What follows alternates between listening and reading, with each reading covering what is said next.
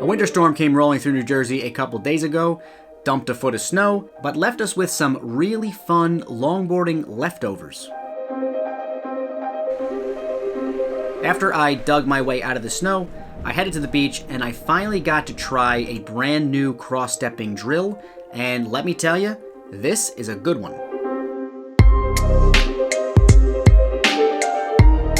Iv'e64 commented on one of my videos the other day with a plethora of good longboarding tips, and there's two in particular that I wanted to try. The first thing he recommended was to try and take more small steps to get to the nose. He noticed that my last two steps were typically very large steps, and that large weight shifts can disturb a board's trim.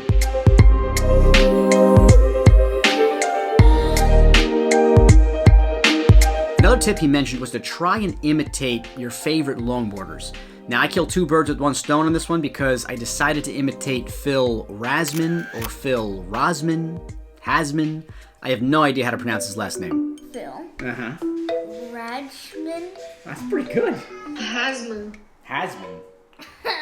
But Phil is famous for taking a ton of small steps to get to the nose. Now, before we analyze this session and kind of break down how this drill helps, let me just say that in the past, I've shied away from taking too many steps because in my mind, it seemed like a waste of time. I always just want to get to the nose as fast as I can. But now that I've tried it, I see this as not only a good exercise, but also potentially a complete style change. Oh, this is looking really fun. Wow. Wow, and I wasn't even gonna come today, but this is looking awesome. Well, it's a snowy day here in Jersey, but there are some nice, small, peeling longboard waves, which is exactly what I'm looking for. It just so happens there's a foot of snow on the ground. It's a get changed in your truck type of day. I hate doing it, but I think it'll be worth it. It's a little bit cold.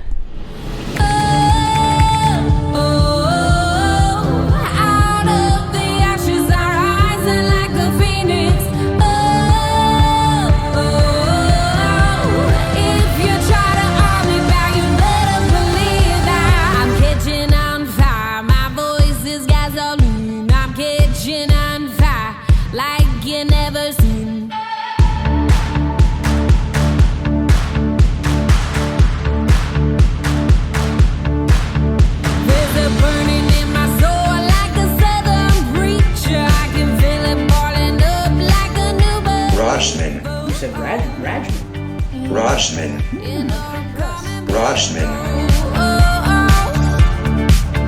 I was born in the river and the river was wild. Washed by the water, I've been baptized.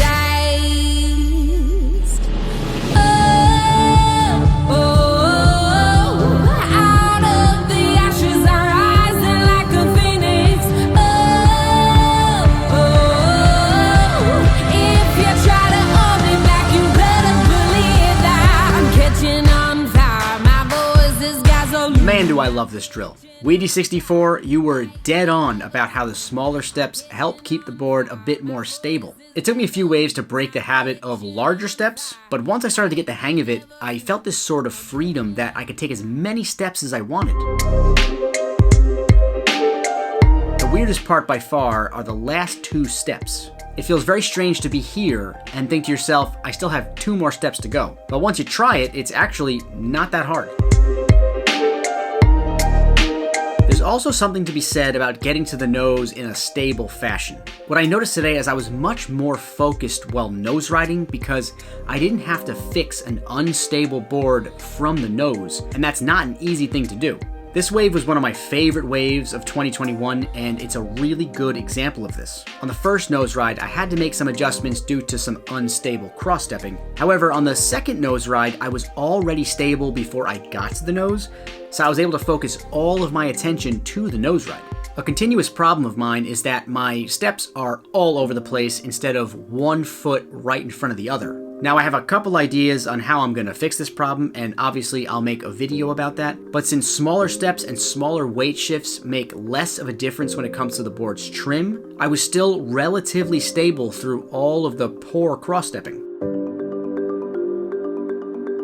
If you're someone who's struggling with cross-stepping, or maybe you're a more advanced surfer and you're trying to perfect your cross-stepping, this drill is a must. Try it just one session and you're gonna walk away a much more confident longboarder. If you wanna know another extremely important longboarding drill, watch this video.